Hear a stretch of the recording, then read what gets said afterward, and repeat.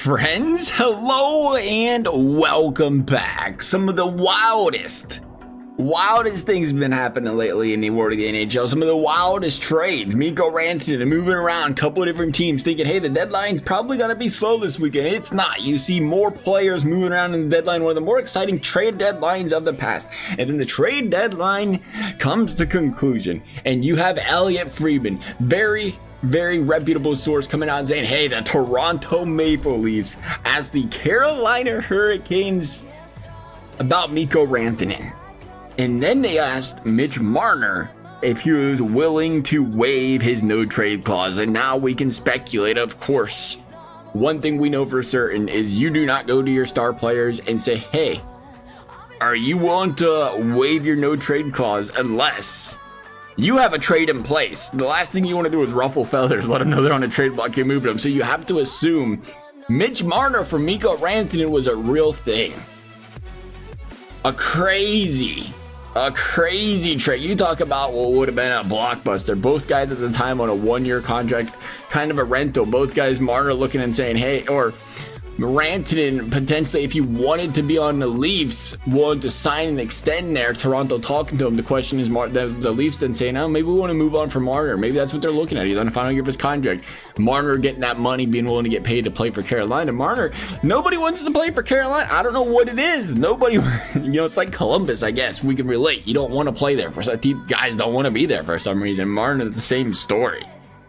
Now potentially could be walking out the door in Toronto, but to think this trade could have happened, there would have been some finagling, because as we know, Rantanen's contract's already getting eaten into. It would mess with the cap situation. Could we see them potentially throw Taylor Hall in there as well? Maybe they do something else to get around the cap. We're just throwing him in here because otherwise this trade would not go through, because Toronto would be Carolina would be over the cap. But you talk about a trade. To me, it still surprises me this is the direction Toronto would go, because I consider, you already got Matthews, you got Nylander, kind of some good goal scorers. It's kind of good to have that balance where Marner's, this playmaking stud, gets the puck around, moves the puck around very well. Rantanen, more known for being a goal scorer, so you add another goal scorer to the mix, but goal scorers get paid. We've always kind of talked about Toronto blowing up that core and building around it, improving that defense. Now, Rantanen is, well, I'm not sure if they're aware, not a defender. He does not play defense. So I'm not too sure if that would have been your answer, but it would have been an interesting one. Adding some more goal scoring production, Carolina being happy to bring this guy over.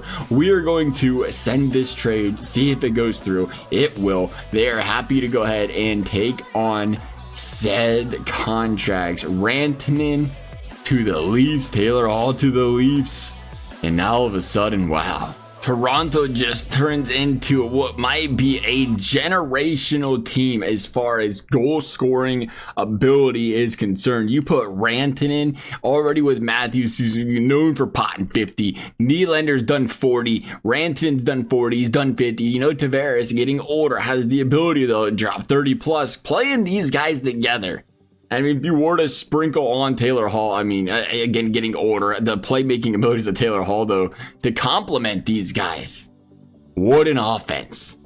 And it just sounded like a Toronto thing. They're like, let's try to beef this offense up, even though the defense would really get us through. But hey, you bring in Rantanen, maybe he plays a little bit more physical style of hockey that you like more. That is always an option. Let's sim this bad boy up, though. See what happens. I would think. I just can't. I can see it working out for Carolina more, because they already brought the assets in. They're bringing in Marner. You bring in that goal scorer. You bring in that playmaker. Toronto. I wonder how much it changes. I wonder. See, this is the thing when you talk about, oh, look at all these guys. It reminds me of, dare I say it, reminds me so much of San Jose when they looked like the most dominant, loaded defense you could see. And they had prime Vlasic. They had prime Brent Burns, they had prime Erik Karlsson, and it just didn't work out. You wonder how much you see that with Rantanen, with Matthews. Like, how well do these guys play together? How many? You can only feed so many mouths at once, and they all want to shoot and score. And hey, it took a little bit for Toronto to figure it out, but they are figuring it out. 38-25 in prime position to make the playoffs. The question is, again, Would that bigger physical player, you know, Marner great defensively, but you bring a little bit bigger presence, a little bit more physicality out of a guy like Mikko Rantanen. Does that change things? Does the extra goal scorer change things? You're gonna get the Red Wings in the first round. Surprising to see him make it. Carolina, you gotta make the playoffs. Carolina, probably 106 points for Austin Matthews. Toronto's gonna finish 94 points, 44 and 32. You go to the entire Eastern Conference. Carolina doesn't make. Wow. 42 and 35. Carolina misses the playoffs. Apparently, Mitch Marner did not do anything for the Carolina Hurricanes, just made things worse. We'll look real quick. 27, there's the answer. 27 goals, 67 assists. Rantanen became a playmaker all of a sudden playing with Matthews. Very, very surprising. Very, very unlikely you would see something like that happen, but somebody's got to pass the puck to somebody else. Well, somebody's got to. Two guys can't score at once, so you would think the situation would be they don't play on the same line together. Perfect situation. You separate them. You let maybe Tavares, or you let Nylander, or somebody play with Mikko. Marner, 92 points. He actually led his team in points, plus 11, led everything. And things just didn't go well for the Carolina Hurricanes for whatever reason. Toronto, though, gonna play the Detroit Red Wings in the first round. Gonna see if they can make that deep playoff push they've been dying to do. If they can't do it this season, they're trying to lock up Mikko 8 years. They might be able to do it the following season. Here we go. Let's get out of the first round, says the Toronto Maple Leafs. Uh-oh, they ain't gonna. Oh, they squeaked it out. Overtime winner in Game 7. Gonna play the Buffalo Sabres in the second round. It is 2-2 series, a split going to game number 5. It is in Toronto possibly going to get eliminated in Game 6, and they're gone. Some things never change. Toronto still cannot get out of the second round. Even if Boston's not there, they're going to lose to a Buffalo Sabres team.